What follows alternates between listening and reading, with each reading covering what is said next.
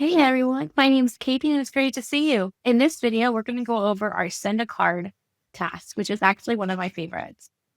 This is actually great for if you need to send or want to send a congratulations card. They bought a new home, they had a baby, they're getting married.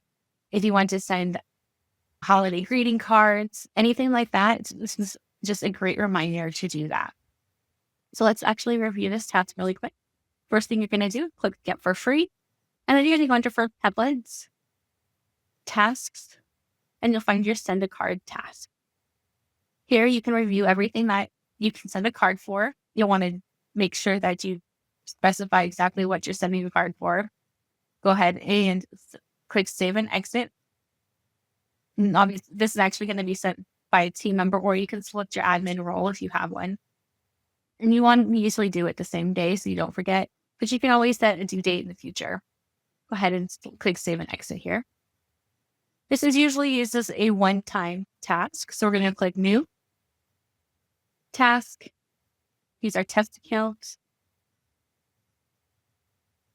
The template is send a card.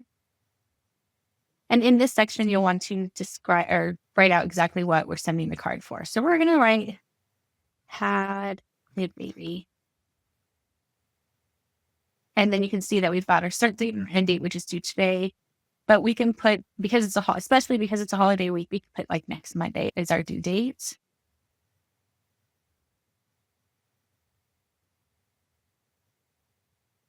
And then we would click save or create, I'm sorry. And here you can see that I have that task set for this client. If you have any questions, please reach out to us in the community or to our success team at success@taxdome.com. Thank you and have a great day.